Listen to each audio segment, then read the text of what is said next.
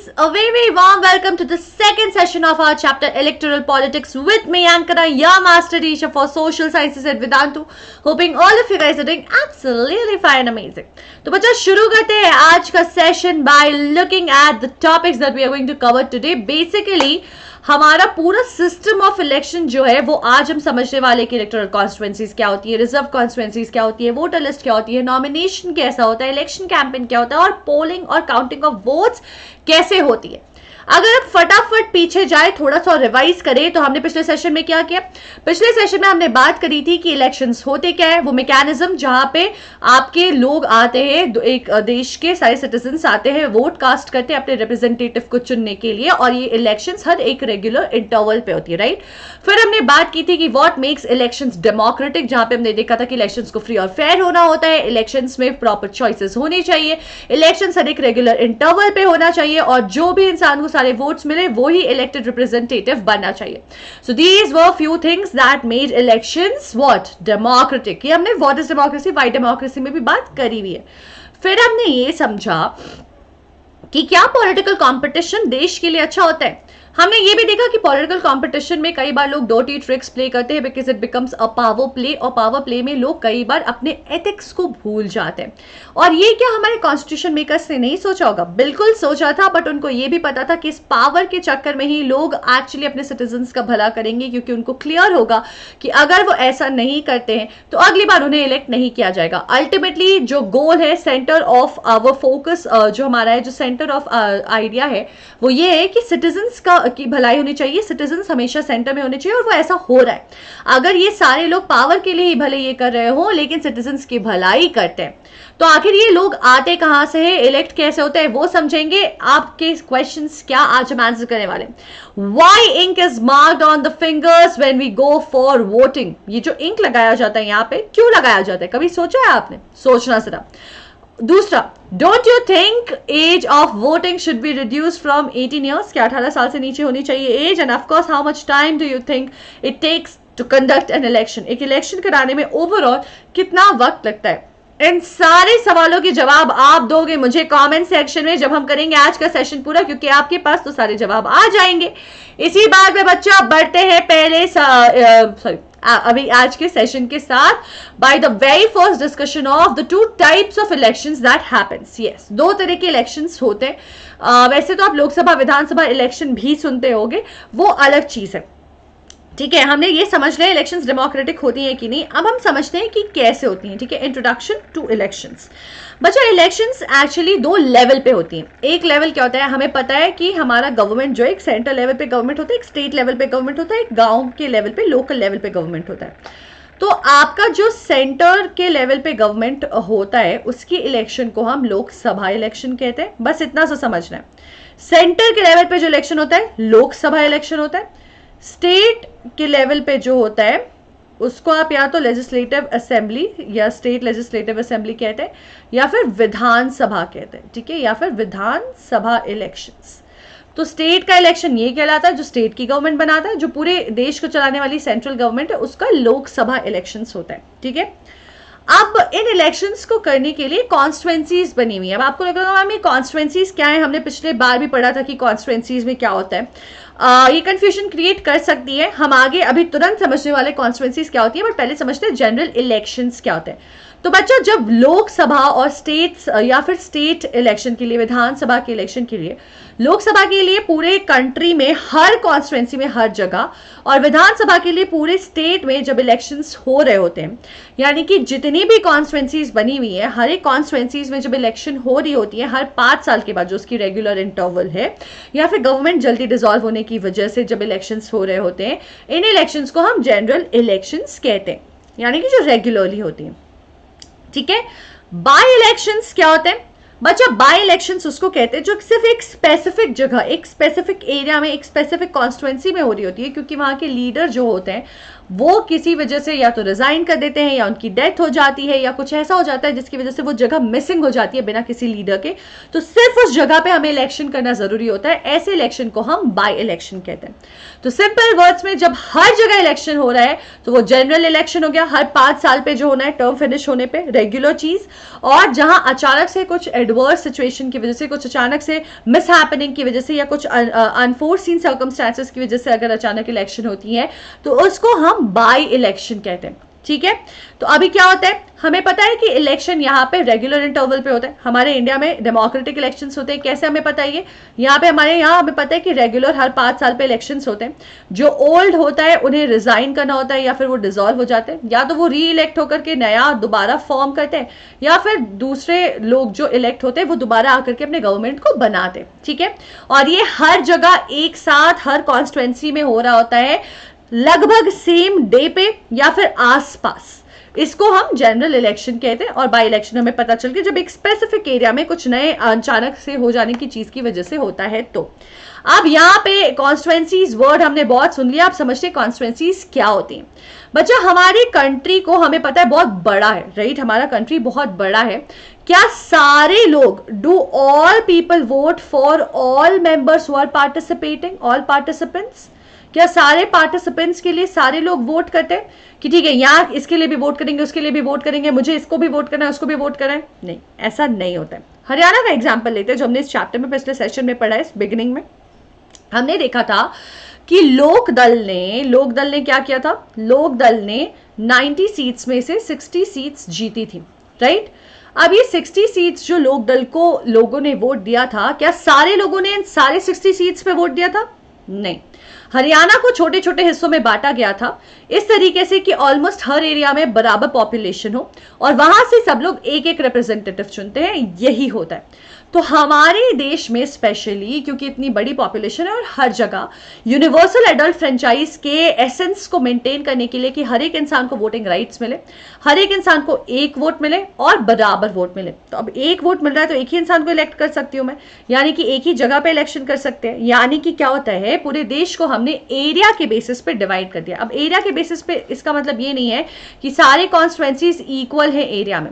Area के basis पे मतलब ये है कि जब हमने डिवाइड किया हमारे कॉन्स्टिट्यूएंसीज को, हमने पॉपुलेशन को बराबर रखा, हर एक डिवीजन में number of people was kept same और इस तरह से डिवीजन की गई। और इन डिविजन्स को, इन एरियाज को हम इलेक्टोरल कॉन्स्टिट्यूएंसीज कहते हैं जहां पे almost same number of people है, ठीक है।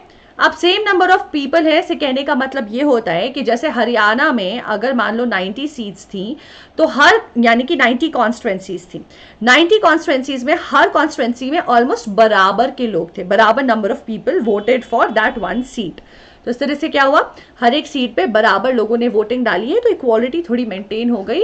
Elect one representative for one area, ठीक है। लोकसभा इलेक्शंस में बच्चे हमने पूरे देश को 540 कॉन्स्टिट्यूएंसीज में बांट के रखी है, इसलिए लोकसभा में 543 सीट्स होती हैं। तो बेसिकली होता क्या है, कॉन्स्टिट्यूएंसीज को कई बार हम सीट्स के नाम से भी रेफर करते हैं क्योंकि हर जगह से एक रिप्रेजेंटेटिव निकलता है। और लोकसभा में या विधानसभा में जहां पे भी हमने एरिया को डिवाइड किया है, जितने नंबर ऑफ एरियाज होते हैं उतने टोटल नंबर ऑफ सीट्स होती है। तो पूरी कंट्री को हमने पॉपुलेशन के बेसिस पे एट प्रेजेंट 543 एरियाज में डिवाइड किए हुए हैं, इसलिए लोकसभा इलेक्शंस में हमारे जो लोकसभा में होते हैं 543 सीट्स होती हैं, ठीक है। अब बात ऐसी है कि ये जो 543 सीट्स होती हैं, इन हर एक सीट पे जो एक रिप्रेजेंटेटिव इलेक्ट होता है उसको मेंबर ऑफ पार्लियामेंट या एमपी कहते हैं। क्यों? क्योंकि बच्चा लोकसभा का बंदा बन रही है, राइट, लोकसभा के लिए इलेक्ट हो रही है, ठीक है। लोकसभा किस चीज का हिस्सा है? पार्लियामेंट का हिस्सा है। तो कोई भी मेंबर अगर लोकसभा का बनता है तो वो मेंबर ऑफ पार्लियामेंट भी बन रहा है, इसीलिए इन लोगों को हम एमपी यानी कि मेंबर ऑफ पार्लियामेंट बोलते हैं। उसी तरह से जब स्टेट में इलेक्शंस होते हैं, ठीक है, when state elections happen, state को भी वैसे ही डिवाइड किया जाता है। देखो, स्टेट के कॉन्स्टिट्यूएंसीज और लोकसभा के कॉन्स्टिट्यूएंसीज अलग अलग होती हैं। क्यों? जब हम पूरे देश को कंसिडर करते हैं तो वहां पे पॉपुलेशन पूरी कंट्री की डिवाइड हो रही है, उसके हिसाब से करते हैं। जब हम एक स्टेट को कंसिडर करते हैं तो यहाँ की पूरी स्टेट की डिवीजन अलग तरह से होती है, उस हिसाब से डिवाइड करते हैं, ठीक है। बेसिकली स्टेट की जो कॉन्स्टिट्यूएंसीज होती हैं, जो एरिया डिवीजन होता है, उसको स्टेट कॉन्स्टिट्यूएंसी कहेंगे, ठीक है। और यहाँ पे इलेक्शन किसका होगा? स्टेट लेजिस्लेटिव असेंबली या विधानसभा, स्टेट लेजिस्लेटिव असेंबली या फिर विधानसभा। अब जो यहाँ के हर एक मेंबर इलेक्ट होते हैं उनका नाम क्या होता है, क्योंकि वो स्टेट लेजिस्लेटिव असेंबली के हिस्सेदार होते हैं, उनको हम MLA member of legislative assembly कहते हैं। यानी कि जो भी इंसान जिस भी असेंबली को बिलोंग करेगा, अगर लोकसभा को बिलोंग करेगा विच इज पार्लियामेंट तो मेंबर ऑफ पार्लियामेंट, अगर लेजिस्लेटिव असेंबली को बिलोंग करेगा तो member of legislative assembly. State elections हमारे इस चैप्टर के हिस्से में ज़्यादा नहीं है, तो हम बात करेंगे लोकसभा के लोगों के बारे में ज़्यादा। बच्चे एक चीज़ याद रखना, इसी तरह से पंचायत्स में भी हमने डिवीजन की हुई है, यानी कि विलेज वाले लेवल पे, पंचायत वाले लेवल पे भी हमने इक्वल अमाउंट में एरिया में डिवाइड किया हुआ है ताकि सेम नंबर ऑफ पीपल आए। लेकिन यहाँ पे कॉन्स्टिट्यूएंसी की जगह वर्ड जो हम यूज़ करते हैं वो वार्ड्स है, क्योंकि ये थोड़े छोटे और एरिया ओवरऑल छोटा है। ठीक है, तो सिंपल सी बात हमने क्या समझी, हमने बात ये समझी कि सारे लोग मिलकर वोट करते हैं, लेकिन हर एक इंसान पे एक एरिया डिवाइड कर दिया जाता है, वहां से एक इंसान खड़ा होता है, उस हर एक इंसान पे equal number of people vote करेंगे। सारे लोग सारे रिप्रेजेंटेटिव्स के लिए वोट नहीं करते हैं, एक वोट मिलता है, एक वोट से एक रिप्रेजेंटेटिव चुनते हैं, और इसके लिए हमने पूरे कंट्री को इक्वल अमाउंट ऑफ पॉपुलेशन के बेसिस पे एरियाज में डिवाइड किया, जिनको हम कॉन्स्टिट्यूएंसीज या सीट्स भी बोलते हैं। जो भी हर सीट पे आता है वो इंसान पार्लियामेंट, जब लोकसभा इलेक्शन में मेंबर ऑफ पार्लियामेंट बनता है, और जब स्टेट में आता है तो मेंबर ऑफ लेजिस्लेटिव असेंबली बनता है, और इन्हें हम वार्ड्स कहते हैं when it comes to panchayats. ये बात हो गई इलेक्शन कॉन्स्टिट्यूएंसीज की। अब हम बात करते हैं रिजर्व्ड कॉन्स्टिट्यूएंसीज की। रिजर्व्ड का मतलब फिक्स करके रखना, बचा कर रखना। तो बच्चा जब कॉन्स्टिट्यूशन फॉर्म हुआ था तो हमारे कॉन्स्टिट्यूशन मेकर्स को डर लगा था। किस बात का डर लगा था? उन्हें लगा था कि फ्री एंड फेयर इलेक्शंस शायद ना हो। क्यों? क्योंकि हमारे यहाँ कुछ वीकर सोसाइटीज, कुछ वीकर मेंबर्स थे। There were few societies, there were few sections of the society जो वीक थी, जिनके पास शायद रिसोर्सेज ना हो, पैसे ना हो, इनफ अवेयरनेस, एजुकेशन ना हो कि वो इलेक्शंस में प्रॉपर खड़े हो और उसको जीते। इसकी वजह से क्या होगा, जो भी डोमिनेंट, पावरफुल, रिच, एडुकेटेड लोग होंगे वो उनको हमेशा दबा देंगे, कुछ ट्रिक्स प्ले करेंगे और कभी भी वैसे भी पावर में नहीं आने देंगे, जिसकी वजह से डेमोक्रेसी के एसेंस पे कॉम्प्रोमाइज होगी। और इसकी वजह से ये भी हो सकता है कि जो वॉइस है, जो एक्चुअल वॉइस है, जो कि ये वीकर सेक्शन की भी वॉइस होगी कंट्री में, उससे हम लोग डिप्राइव रहे, पूरी कंट्री डिप्राइव रहे। So in order to make sure कि हर एक लोग बराबर हिस्से से आ रहे हैं, सबको बराबर चांस मिल रहा है, हमने कुछ कॉन्स्टिट्यूएंसीज को, कुछ एरियाज को जो है फिक्स कर दिया, रिजर्व कर दिया। किसके लिए? तो कुछ जगह पे शेड्यूल कास्ट के लिए, कुछ जगह पे शेड्यूल ट्राइब्स के लिए, कुछ जगह पे ओबीसीज के लिए, और ओबीसीज के लिए पहले नहीं था, अब हो गया। और लोकल गवर्नमेंट में हमने विमेन के लिए भी ऐसा किया है, अभी आगे देखेंगे हम। ठीक है, तो अब ये जो रिजर्व कॉन्स्टिट्यूएंसीज है वहां पे क्या होता है, मतलब अगर मान लो बच्चा कोई रिजर्व कॉन्स्टिट्यूएंसीज है, let's see this is reserve for SC, तो यहां पे क्या होगा, सिर्फ एससी कैंडिडेट ही पार्टिसिपेट करेगा और सिर्फ एससी कैंडिडेट ही इलेक्ट हो सकता है। ये मतलब होता है जहां पे एसटी के लिए वहां पे सिर्फ एसटी ही इलेक्ट हो सकते हैं, जहां विमेन है सिर्फ विमेन इलेक्ट हो सकती हैं, जहां पे ओबीसी से सिर्फ ओबीसी इलेक्ट हो सकते हैं। तो जो भी यहाँ पे शेड्यूल कास्ट को बिलोंग करेगा वही सिर्फ इलेक्शन में पार्टिसिपेट करेगा। यानी कि अलग अलग पार्टी से शेड्यूल कास्ट के लोग आते हैं, पार्टिसिपेट करते हैं और फिर उनके लिए हम वोट करते हैं, और वैसे ही एसटी के लिए भी होता है। जैसे कि हमने अगर बात की लोकसभा, प्रेजेंट लोकसभा की, तो यहाँ पे हमारे टोटल 84 सीट्स जो है वो शेड्यूल कास्ट के लिए रिजर्व्ड है, 47 सीट शेड्यूल ट्राइब के लिए रिजर्व्ड है। This is as per the date of 26 January 2019। अब आपको ये लग रहा होगा मैम इससे तो हम इस एसेंस पे कॉम्प्रोमाइज कर रहे हैं, सॉरी कंप्राइज नहीं, कॉम्प्रोमाइज कर रहे हैं। किस एसेंस पे? डेमोक्रेसी के एसेंस पे, कि सबको बराबरी का हिस्सा मिलना चाहिए। बच्चे बराबरी का हिस्सा तब हम देंगे जब सब लोग सेम लेवल पे हो। जो लोग नीचे है और नीचे ही रह जाए, वैसे तो हम उनको बराबरी का हिस्सा नहीं दे रहे, इसलिए हम इनको अपलिफ्ट करने की कोशिश करें। दूसरा, हमें ये लग सकता है कि ये कॉम्प्रोमाइज में जो बाकी लोगों का शेयर है वो चला जा रहा है, क्योंकि इतने इतने सीट्स तो हमने इनको दे दिए, बाकी लोगों का क्या होगा। तो बच्चे बेसिकली होता क्या है, ये सीट्स की असाइनमेंट प्रोपोर्शनली की जाती है। यानी कि ये देखा जाता है कि शेड्यूल कास्ट के लोग टोटल कंट्री में कितने हैं, शेड्यूल ट्राइब के लोग टोटल कंट्री में कितने हैं, और उसके प्रपोर्शन से, परसेंट के हिसाब से दिया जाता है। Basically what I am trying to say is, let's say if we are 100 people in the country and then let's say that there are out of 100 60 people who are general, ठीक है, 25 people who are to belong to SC and then I think 15 होगा, correct? हाँ, 15 people who belong to SC। अब क्या हुआ, इनका proportion कितना हुआ, 60%, ठीक है, इनका 25% और इनका 15%। तो हमारे पॉपुलेशन में 60% जनरल, 25% SC और 15% ST है। हम इसी प्रपोर्शन में सीट्स देंगे। यानी कि कहने का मतलब ये है कि मान लीजिए अगर हमारे टोटल नंबर ऑफ सीट्स 80 हैं तो 80 का 60% जनरल के लिए रख दिया जाएगा, 25% जो है वो एससी को असाइन कर दिया जाएगा और 15% जो है वो एसटी को असाइन कर दिया जाएगा, इस तरह से। तो प्रोपोर्शनल, ताकि किसी का भी शेयर जो है वो कॉम्प्रोमाइज ना हो। सिमिलरली हमने ओबीसी के लिए भी अब रिजर्वेशन किया और वुमेन का भी रिजर्वेशन है, लेकिन ये जो है रूरल और अर्बन लोकल लेवल पे है, स्टेट लेवल पे और सेंट्रल लेवल पे अभी तक नहीं है। ठीक है, इसी बात पे आपको मैं याद दिला दूं वेदांतु प्रो सब्सक्रिप्शन के बारे में। बच्चे, आपको हो सकता है पार्लियामेंट में बहुत ज्यादा कंफ्यूजन हो रही हो। अभी मैं एक Vedantu pro exclusive micro course करने वाली हूं on the basic understanding of Indian polity. You should definitely go ahead with it. और इसके लिए आपको लेना होगा वेदांतु प्रो सब्सक्रिप्शन। पूरा प्रोसेस समझते हैं क्या करना है। 100% नॉलेज और 100% मार्क्स गेन करने के लिए वेदांतु इंप्रूवमेंट प्रॉमिस के साथ आपके लिए हम लेकर के आए हैं ऐसा प्लान जहां पे सारे सेशंस आप जितने चाहो अनलिमिटेड अटेंड कर सकते हो, सारे होंगे लाइव। ठीक है, इन लाइव सेशंस में होंगे अमेजिंग फन क्विजेस। बच्चा, यहाँ पे आपको मेंटी का इंतजार नहीं करना है। आप देखो, जैसे आज का सेशन प्रीमियर्ड है, आपको लग रहा होगा यार मैम से तो बात नहीं हो पा रही है, हम इंटरैक्ट नहीं कर पा रहे, विच इज ट्रू। तो ये थोड़ा वैसा हो जाता है कि यार करना था यार, डाउट्स वाउट्स कैसे पूछेंगे। ठीक है, लेकिन यहाँ पे ऐसा कुछ नहीं है, मेंटी का इंतजार नहीं करना है क्योंकि सारे सेशंस लाइव है, क्विज होंगे अमेजिंग। आपको लर्न करने का और कंपीट करने का मौका मिलता है and to be prepared for global competition. क्यों? क्योंकि हमारे स्टूडेंट सिर्फ इंडिया के अलग अलग हिस्सों से नहीं बच्चे, पूरी दुनिया के अलग अलग हिस्सों से आ रहे हैं और आप उनके साथ सीख भी रहे हो और उनके साथ कंपीट भी कर रहे हो। तो आप सोचो फ्यूचर के लिए कितना बढ़िया एक्सपोजर मिल रहा है आपको। ऊपर से इतने सारे लाइव सेशंस में देयर इज अ पॉसिबिलिटी कि कुछ सेशंस हमसे मिस हो जाए, तो हम क्या करेंगे, रिप्लेस देखेंगे। बट रिप्लेस अब बोरिंग नहीं होने वाली हैं क्योंकि ये रिप्लेस में होंगी fun amazing high level quizzes और इन क्विजेस के साथ आपके साथ शेयर होंगे लीडर बोर्ड्स भी। लीडर बोर्ड्स बिल्कुल लाइव सेशन की तरह, तो रिप्लेस भी लाइव का मजा देंगी। तो प्रीमियर अगर है तो भी लाइव का मजा, मतलब it's not a bad deal, right? It's in fact quite amazing. ऊपर से कंटेंट जो है वो आप डाउनलोड करके चाहे फोन में हो, लैपटॉप में हो, जहां भी हो, अपने डिवाइस पे सेव कर सकते हो and it comes with the hand written notes of master teachers. यानी कि कभी पढ़ाते पढ़ाते मास्टर टीचर्स ने कुछ ऐसा लिखा जो आपको लगा यार ये बहुत सही है, मुझे लिखना है, आपको टेंशन लेने की जरूरत ही नहीं है। वो नोट्स तो उनके हैंड रिटन नोट्स के साथ आपके पास डाउनलोड हो जाएंगे। ऊपर से आप सिर्फ कॉन्सेंट्रेट करके अपनी बात को समझने में, पढ़ाई को समझने में अपना फोकस रख सकते हो इंस्टेड ऑफ मेकिंग नोट्स, जो कि आप रिप्ले देख करके और इन नोट्स को रेफर करके बाद में भी कर सकते हो। यानी कि अंडरस्टैंडिंग में आपका पूरा फोकस हो सकता है। डाउट सॉल्विंग मैंने जैसे बोला बच्चा, यहाँ पे होंगी सारे 100% डाउट्स आपके रिजॉल्व होंगे। कैसे? अब ये बहुत बढ़िया सवाल है बच्चे। सारे सेशंस लाइव हैं।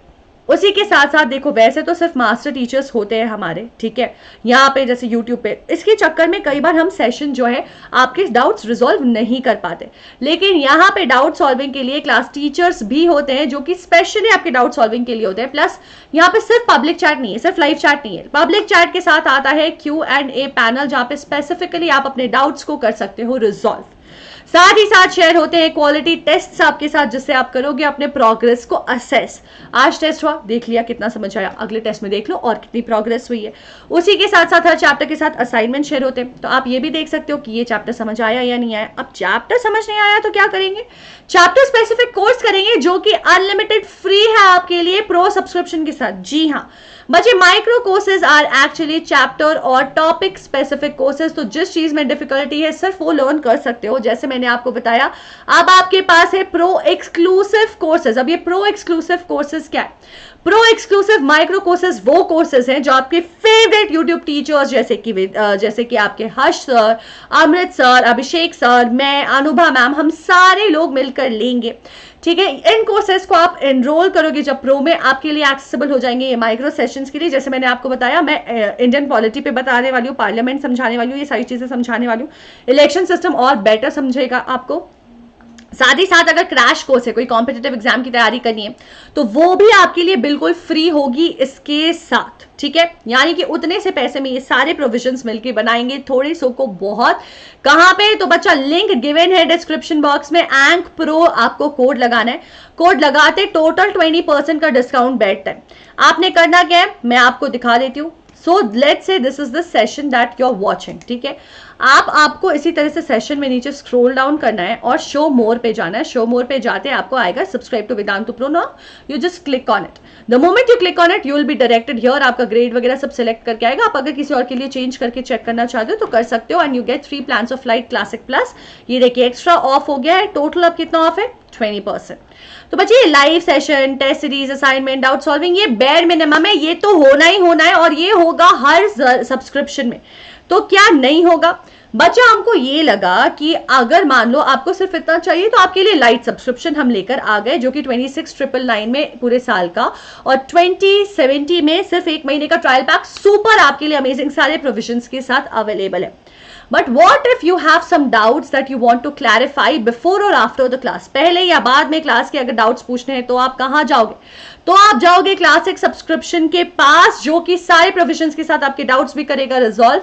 और आपके ये सब्सक्रिप्शन का कॉस्ट है 37,349 rupees for entire year. Monthly trial pack सिर्फ 2,790 रुपीज का आता है। But yet this is digital, अभी भी ये डिजिटल ही है। कई सारे बच्चे मेरे जैसे होंगे जिनको लगता होगा मैम ह्यूमन इंटरवेंशन चाहिए, ऐसे नहीं होगा। तो सही बात है, ऐसे नहीं होगा।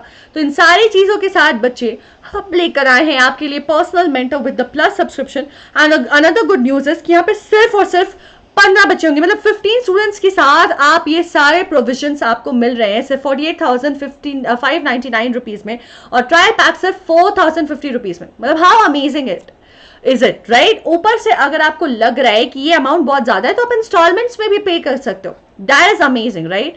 उसके साथ साथ बच्चा लेट्स से कि अगर आपने ले लिया है सब्सक्रिप्शन तो आपके साथ एक ऐसा डैशबोर्ड शेयर होगा जहां पे माई सेशन कोर्स सब कुछ आपको मिलेगा। आप यहाँ पे अपकमिंग और पास्ट के सेशंस देख सकते हो।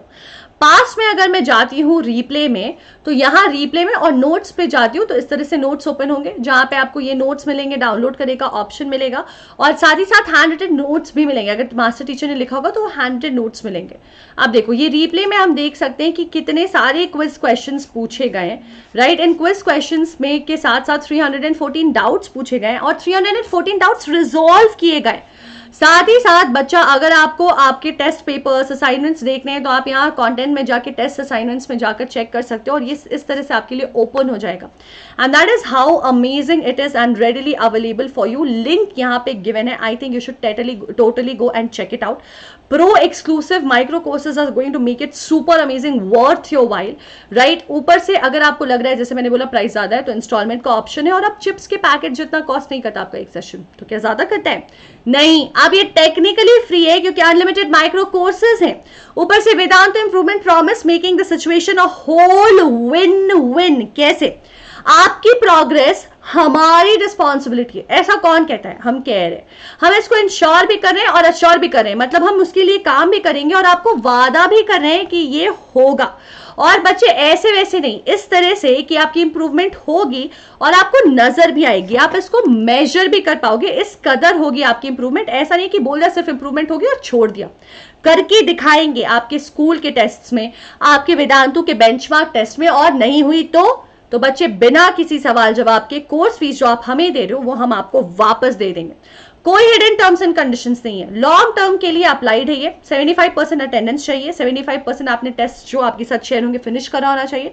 इसके बावजूद अगर फील नहीं होता है प्रोग्रेस, पैसे लेकर जाओ, बस ऐश करो, सॉर्टेड, राइट। ये आपके डेट्स है 9th और 10th स्टैंडर्ड के, सीबीएसई के ये रहे, ये आईसीएसई के हैं और ये महाराष्ट्र बोर्ड के। Check it out, whichever you batch you want to join, go ahead and join it. That's how amazing it is. अब हम बात करते हैं वोटर्स लिस्ट की। बच्चा वोटर्स लिस्ट आपके रोल कॉल जैसा लिस्ट होता है। रोल कॉल लिस्ट जो हमारे एग्जाम में टीचर्स बनाते हैं ना, आपका फोटो वहां पे कई बार लगा होता है या फिर आपका नाम और बाकी डिटेल्स दिए गए होते हैं, आपके आईडी से उसको वेरीफाई किया जाता है, हॉल टिकट जो होता है, और आपको वहां साइन करना होता है। वोटर लिस्ट बिल्कुल उसी तरीके से होती है, ठीक है। हम ये इसलिए बनाते हैं, हमने बोला कि हर एक कॉन्स्टिट्यूएंसी में हर एक इंसान को 1 वोट मिलना चाहिए, इक्वल वोट मिलना चाहिए और यूनिवर्सल अडल्ट फ्रेंचाइज, यानी कि हर एक इंसान को जो है वोटिंग राइट्स मिलनी चाहिए, ये फॉलो होना चाहिए। तो ये फॉलो हो रहा है, ये इंश्योर कैसे करेंगे? कई सारे नए लोग एक एरिया में आते हैं, कई सारे पुराने लोग वहां से निकल के चले जाते हैं, कई सारे नए लोग 18 साल की टर्न होकर के वोटिंग के लिए एलिजिबल होते हैं, कई सारे लोग कई सारे लोगों को की डेथ हो जाती है। तो ये सारे लोग कहाँ जाने, इसका अकाउंट हम कैसे रख रहे हैं? इसका अकाउंट हम रखते हैं हमारे इलेक्टोरल कॉल से। तो होता क्या है, हर एक इंसान जो एलिजिबल है बेसिकली 18+, उसकी एक लिस्ट एक पर्टिकुलर एरिया में बनती है, और ये काम इलेक्शंस के बहुत पहले शुरू हो गया होता है। ये लिस्ट में एक्चुअल काउंट इलेक्टोरल रोल का रखा जाता है, जिसको हम वोटर्स लिस्ट भी कहते हैं। और ये बिल्कुल हमारे एग्जाम की लिस्ट की तरह होती है, जहां में हमारा कच्चा चिट्टा पूरा एक्चुअली डिटेल्स लिखे होते हैं, फोटो लगी होती है। आपने अपना आईडी लेके जाना होता है, अपने आप को वेरीफाई करना होता है कि हाँ आप 18 साल से ऊपर हो, और आपके कास्ट, रिलीजन, किसी भी बायस की जगह, किसी भी लिमिटेशन की जगह, किसी भी क्लासिफिकेशन के टैग्स को हटाकर आपको मिलती है वोटिंग राइट्स, और इसी को इंश्योर करने के लिए ये यहाँ पे रखा गया। बहुत ही रेयर सिचुएशन में कोई क्रिमिनल है जिसने बहुत हीनियस क्राइम किया है, या किसी के साथ जो अनसाउंड माइंड का इंसान है, जो शायद वोट प्रॉपरली तरीके से नहीं डाल सकता, सिर्फ उनके साथ ये वोटिंग राइट नहीं दी जाती है, उनका नाम जो है इंक्लूड नहीं किया जाता है। तो होता क्या है, गवर्नमेंट की रिस्पॉन्सिबिलिटी है कि हर एक इंसान जो एलिजिबल हो गया है, या जिसकी डेथ हो गई है, या जो डिस्प्लेस हो गया है, उसको प्रॉपर वोटर लिस्ट में डाले, ताकि किसी के भी वोटिंग राइट्स मिस ना हो। सबको वहां पे ऐड किया जाता है, और इसकी रिवीजन हर कुछ दिन पे की जाती है, यानी कि इलेक्शन के बहुत पहले ये काम चालू हो जाता है, हमें पता भी नहीं होता। ठीक है, क्योंकि हर 5 साल पे कई सारे लोग 18 साल के हो जाते हैं, कई सारे लोगों की डेथ हो जाती है, कई सारे लोग, जैसे मैं झारखंड से कर्नाटका शिफ्ट हो गई, तो ये सारे शिफ्ट हमें देखने होते हैं। ठीक है, उसी के साथ साथ बच्चा, हमारे गवर्नमेंट ने एक नया एक बेसिकली सिस्टम चालू किया है, जिसको कहते हैं election photo identity card, epic. तो बेसिकली ये वोटर आईडी जिसको कहते हैं, वो सिर्फ वोटिंग के लिए बनी हुई है, ये आपको बनवानी होती है। ये अभी भी कंपलसरी नहीं है, क्योंकि सारे लोगों के पास नहीं है। तो अभी आप कोई भी आइडेंटिटी कार्ड जो गवर्नमेंट के हिसाब से वैलिड है वो लेकर जाओगे आपकी लिस्ट में, जैसे कि आपका आधार कार्ड हो गया, राशन कार्ड हो गया, ड्राइविंग लाइसेंस हो गया, इसके बेसिस पे भी आपको वोट करने के लिए दे दिया जाएगा। ठीक है, अब नॉमिनेशन कैसे होता है, ये जो कैंडिडेट्स आते हैं यहाँ पे इलेक्शंस में हिस्सा लेते हैं, उनका नॉमिनेशन कैसे होता है?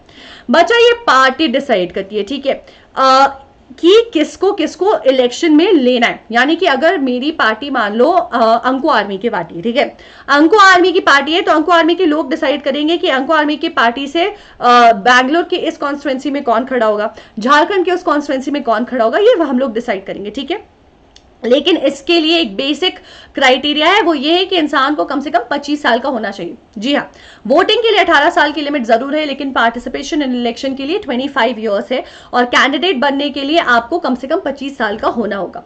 बच्चे याद करो, हमने बात की थी कि इलेक्शंस फेयर होने के लिए लोगों के पास कम से कम फ्री और रियल चॉइस होनी चाहिए। तो इसीलिए हमने सिर्फ एक ही लिमिटेशन रखी है कि इंसान को 25 साल का होना चाहिए, क्योंकि तब इट इज बिलीव कि they will be able to rule, basically govern the country, इसलिए ये लिमिटेशन रखी गई।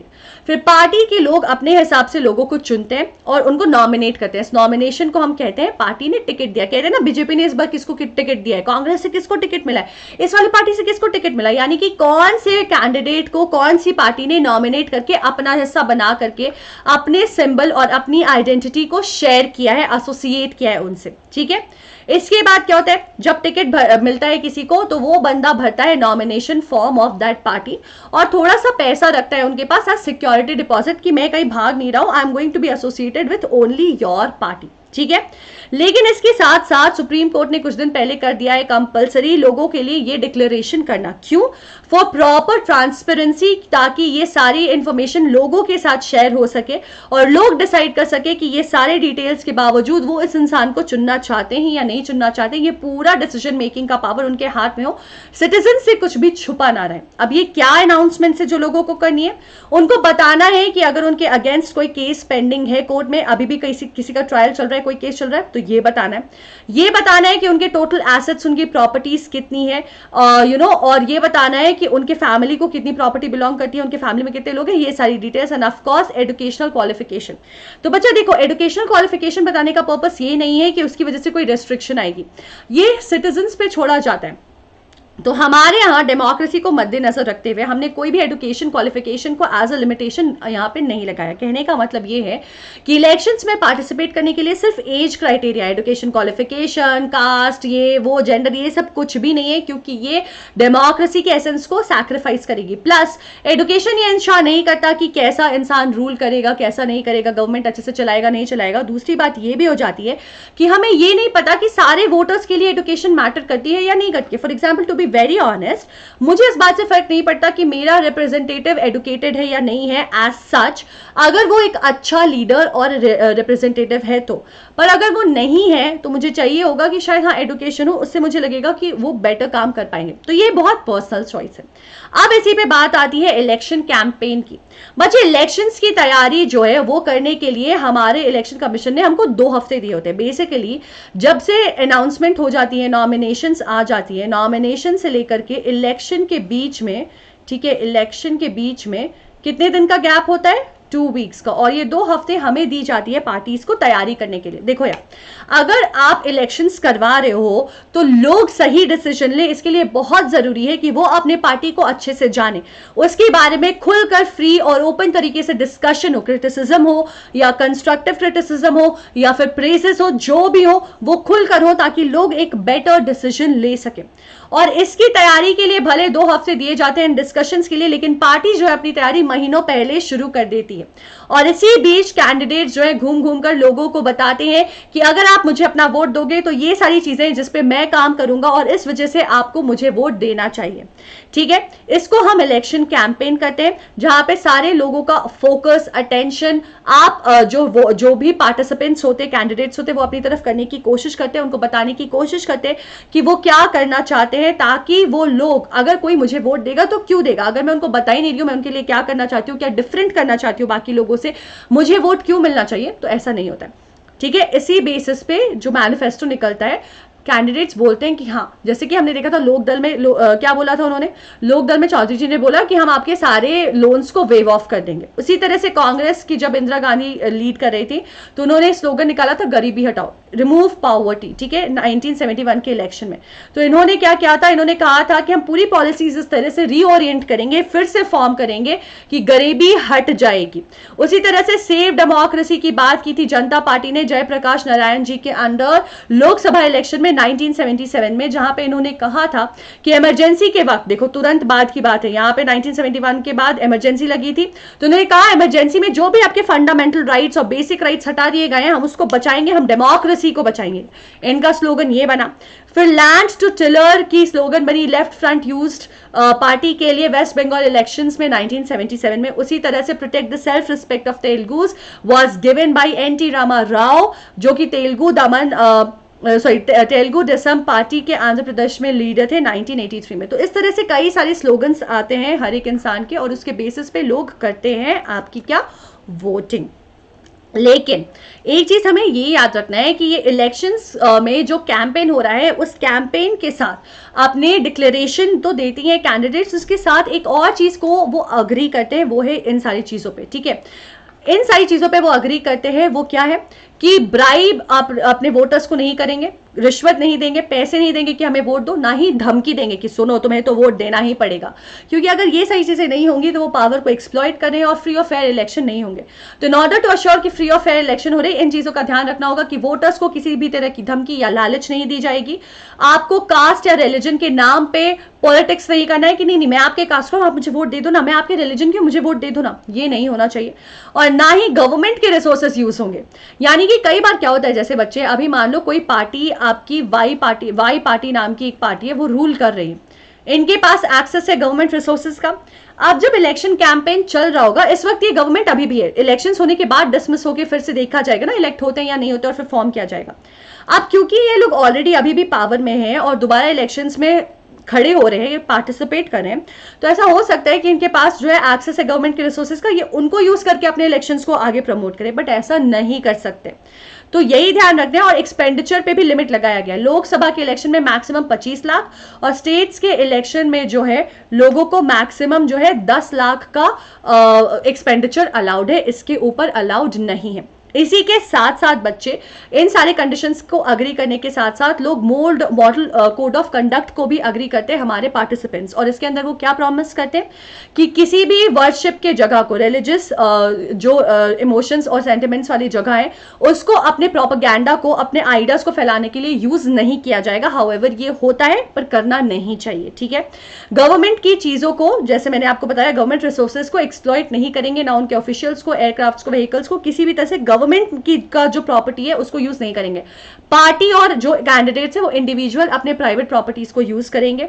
और एक बार जब इलेक्शंस अनाउंस हो गए तो जो मिनिस्टर्स ऑलरेडी पावर में हैं वो दोबारा अगर इलेक्शंस में खड़े हो रहे हैं तो वो नई कुछ पॉलिसीज जो है या कोई नया प्रोजेक्ट वो अनाउंस नहीं कर सकते। फॉर एग्जाम्पल, अगर मैं ऑलरेडी रूल कर रही हूं, इलेक्शंस अनाउंस हो गए कि हाँ अब इलेक्शंस होने वाले हैं, तो इलेक्शंस को जीतने के चक्कर में मैं ऐसा कह सकती हूं कि अभी मैं पूरे शहर में रिंग रोड बनवाऊंगी।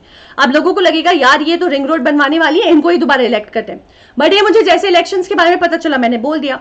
तो ये नहीं करना है। किस बेसिस पे करना है? मैंने पिछले 5 सालों में क्या काम किया है वही काम मेरे लिए बोलेगा और लोग उसी के बेसिस पे मुझे वोट करेंगे। So that is the idea, इन चीजों का रखना है ध्यान। अब फाइनल स्टेज आता है polling and counting of votes. तो वोटिंग होती कैसे है बच्चे? पहले ना वोटिंग बैलेट पेपर पे होती थी। बैलेट पेपर में क्या होता था, सारे पार्टीज और उनके सिंबल्स बने होते थे, बैलेट पेपर, ठीक है, और उसी बैलेट पेपर पे लोग जाके स्टैंप लगा देते थे जिसके सामने उनको वोट करना होता था। बैलेट पेपर को खोल खोल करके उन स्टैंप्स के हिसाब से काउंटिंग होती थी पहले। अब इलेक्ट्रॉनिक वोटिंग मशीन ईवीएम ला दिया गया है, तो या तो किसी ऑफिशियल गवर्नमेंट बिल्डिंग को या फिर स्कूल को हम पोलिंग बूथ में चेंज करते हैं, वहां पे ईवीएम्स लगाए जाते हैं ढक करके ताकि किसी को दिखे नहीं कि कौन सा इंसान क्या करता है। ईवीएम में हर एक पार्टी का सिंबल बना होता है, जिसको जो चाहिए वो उस पार्टी के बटन को प्रेस करेगा, उसको वोट चला जाता है। और इसके बाद जब वोटिंग एक बार खत्म हो जाती है तो इन ईवीएम्स को सिक्योर कर दिया जाता है और उसको अच्छी जगह पे अच्छे सेफ जगह पे रख दिया जाता है। एक बार जब हर जगह वोटिंग हो जाए, डेट फिक्स हो जाए, तो काउंटिंग वाले दिन इन ईवीएम्स को निकाला जाता है और वोट्स काउंट किए जाते हैं। लोकसभा जैसे इलेक्शंस में यूजुअली हर जगह हर कॉन्स्टिट्यूएंसी के वोट्स बराबर एक साथ काउंट किए जाते हैं और फिर जिस भी इंसान को मैक्सिमम वोट्स मिले होते हैं वो बन जाता है, क्या बन जाता है? रिप्रेजेंटेटिव, इलेक्टेड रिप्रेजेंटेटिव वो बन जाता है। यहाँ पे एक चीज आपको ये याद रखना है कि पोलिंग बूथ में कैसे प्रोसेस होता है कि आप जाओगे, आप अपनी वोटर लिस्ट में नाम चेक करोगे, हैं, आप अपनी आइडेंटिटी कार्ड दिखाओगे कि हाँ मैं ही हूँ ये, फिर आप जाके वोट कर दोगे। साथ ही साथ जो भी कैंडिडेट्स पार्टिसिपेट कर रहे हैं उनके एजेंट्स को हर एक पोलिंग बूथ पे रहना अलाउड होता है। क्यों? क्योंकि अगर वो वहां नहीं है अश्योर करने के लिए कि वो फ्री और फेयर वोटिंग हो रही है तो उन्हें लग सकता है कि चीटिंग हो रही है। तो वो ये देखने के लिए कि कोई चीटिंग कुछ भी ऐसा नहीं हो रहा कि कोई पार्टी कुछ करने की कोशिश करी है, वो वहां पे रहते हैं। जैसे कि बीजेपी ने 21 new seats in a major victory of 2019 election. ये देखो इतने सारे सीट्स जो है बीजेपी को 303 मिले थे, एनडीए के अलायंस को 47, कांग्रेस 52, यूपीए 33 और अदर्स 108। ठीक है, इसी के साथ हमारा आज का सेशन फिनिश होता है। Let's quickly look at the homework question. Voter ID is officially known as EPIC, स्पिक्स, एपिक और VID and the next question is how many seats are reserved for SC in Lok Sabha. बच्चों इसका जवाब आपको देना है कमेंट सेक्शन में। आप याद रखना कि प्रो एक्सक्लूसिव कोर्सेज स्टार्ट हो गई है।